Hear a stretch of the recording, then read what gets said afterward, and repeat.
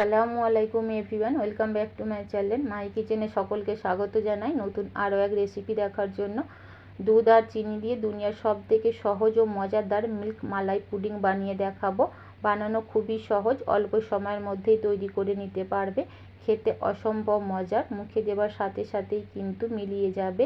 আর একবার বানিয়ে খেলে বারবার বানাতে ইচ্ছা করবে, এতটাই টেস্টি হয়। তো রেসিপিটা বানানোর জন্য প্রথমে একটা প্যানের মধ্যে আমি আগে থেকে জাল করে রাখা ফুল ক্রিম 500 ml দুধ ব্যবহার করেছি। দুধটা যখন হালকা গরম হয়ে যাবে, 1 কাপের মতো এখানে গুঁড়া দুধ ব্যবহার করেছি। মিষ্টির জন্য 1/3 কাপের মতো চিনি ব্যবহার করেছি। তারপর অ্যাড করে দিচ্ছি 10-12টার মতো কেশরের ধাগা। সুন্দর একটা কালার, ফ্লেভার এবং পুডিংটা খেতে আরও অনেক বেশি মজা লাগার জন্য ব্যবহার করেছি। হাতের কাছে যদি থাকে অ্যাড করবে, নাহলে কিন্তু স্কিপ করে দিতে পারো।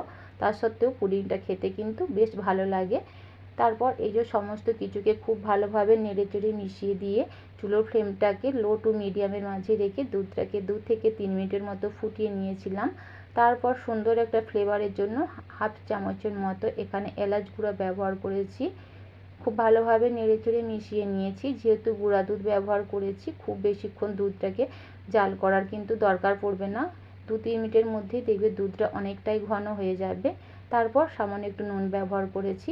এবার পুডিংটাকে জমানোর জন্য আগে থেকে জাল করে রাখা ঠান্ডা দুধ 1/2 বাটির মতো ব্যবহার করেছি। তারপর কর্নফ্লাওয়ার দিয়ে দিচ্ছি 4 চামচে 3 চামচ এবং আগার আগার পাউডার দিয়েছি 1 চামচ। সমস্ত কিছুকে খুব ভালোভাবে নেড়েচেড়ে মিশিয়ে নিচ্ছি। লক্ষ্য রাখতে হবে মিশ্রণের মধ্যে কোনো লাম্পস বা দলা দলা ভাব না থাকে।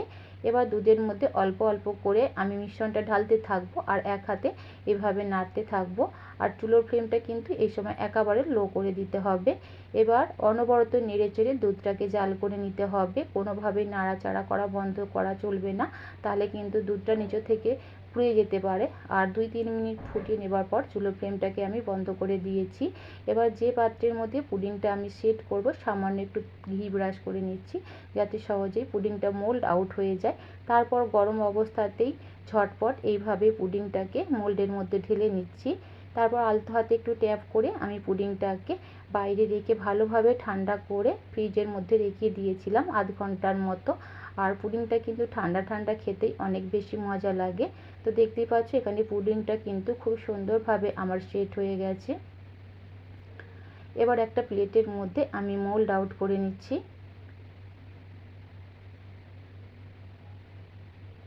মাশাআল্লাহ, দেখতেই পাচ্ছ বন্ধুরা এখানে পুডিংটা কতটা বেশি সুন্দর লাগছে দেখতে আর কতটা বেশি সফট হয়েছে। ওপর থেকে একটু এইভাবে পাউডার মিল্ক ছড়িয়ে দিচ্ছি দেখতে সুন্দর লাগার জন্য। তোমরা চাইলে কিন্তু ড্রাই কোকোনাট দিয়েও এভাবে ডেকোরেশন করে নিতে পারো, তাতেও দেখতে বেশ ভালো লাগে। তো এই যে এখানে কিন্তু আমার মিল্ক মালাই পুডিং একদম রেডি। দেখতে যেমন সুন্দর হয় বন্ধুরা, খেতেও কিন্তু অসম্ভব মজার।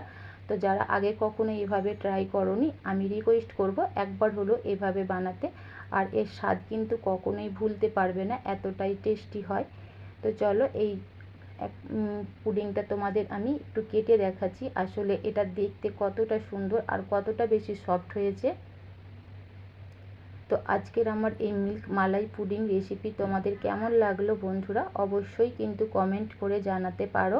আর রেসিপিটা যদি ভালো লেগে থাকে লাইক, কমেন্ট এবং শেয়ার করবে। চ্যানেলটা সাবস্ক্রাইব করে পাশে থাকবে। আবারও দেখা হবে নতুন কোনো রেসিপিতে। আজ তাহলে এ পর্যন্তই। আল্লাহ হাফেজ।